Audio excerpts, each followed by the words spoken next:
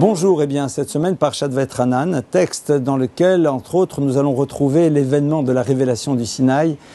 La Torah va nous reciter à nouveau ces fameux 10 commandements. En vérité, il faut traduire ça plutôt par 10 paroles. J'aimerais m'arrêter avec vous sur un verset de ce texte, non pas des 10 paroles, un peu plus loin, dans lequel la Torah nous dit « Veyadata hayom vahashevota levavecha »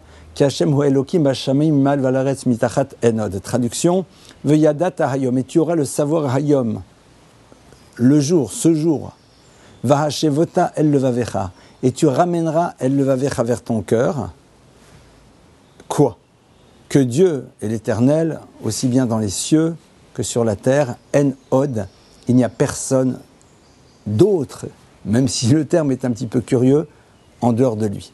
Alors, on a ici 2 éléments sur lesquels j'aimerais m'arrêter.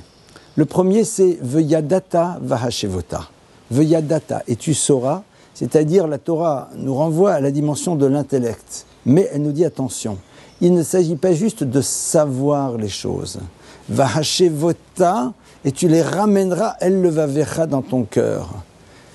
Ici, on insiste sur cette idée fondamentale. Le savoir et la connaissance intellectuelle sont passionnants et ils sont fondamentaux. Mais au fond, ça n'a pas de sens si on n'est pas capable de le ramener au cœur. C'est-à-dire de faire en telle sorte que les concepts, les idées s'inscrivent dans notre réalité intérieure et qu'ils produisent un mouvement, qu'ils produisent un acte. Lorsque nous sommes juste dans la démarche intellectuelle, eh bien nous pouvons être en rupture dans notre vie entre ces choses qu'intellectuellement parlant nous avons acceptées, mais que nous n'avons pas été capables d'intégrer chez nous. D'ailleurs, rappelons-nous que dans la Shemona Esrei, vous savez, cette prière que l'on récite 3 fois par jour, ces 18 bénédictions qui sont 19 en vérité, eh bien, la première chose que l'on demande, c'est « Ata chonen l'adam da'at ». On dit à Dieu, donne-nous da'at. Et da'at, c'est quoi? Disent nos maîtres, c'est la capacité de faire en telle sorte que le delta qui existe entre notre savoir et notre vécu soit réduit au maximum. Et ça, c'est cette notion de vahashevota el vavecha, de ramener les choses à l'intérieur de nous, que ça soit une dimension que l'on ressent profondément et qui a pris son origine dans une réflexion. Et qu'est-ce qu'on doit savoir? Qu'est-ce qu'on doit vivre intérieurement? En od, il n'y a rien d'autre si ce n'est le créateur de l'univers.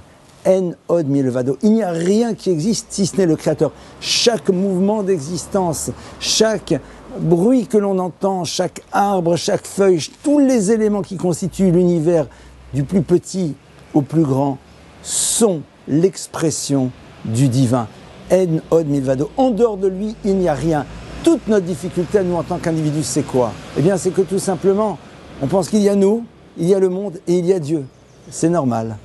C'est notre difficulté parce que nous avons l'impression d'exister de manière autonome. Et Hachem dit, la Torah nous dit, Veyadata hayom, intègre cette idée-là, que Akadosh Baruch Hu, en vérité, en od milvado. Il n'y a rien d'autre si ce n'est lui. À nous de savoir dans tous les domaines. Tout d'abord, comprendre, mais intégrer les choses, faire en telle sorte qu'elles fassent partie de nous. Et surtout de se rappeler de cet élément fondamental, en od milvado. Il n'y a rien qui existe si ce n'est le créateur de l'univers. Shabbat Shalom.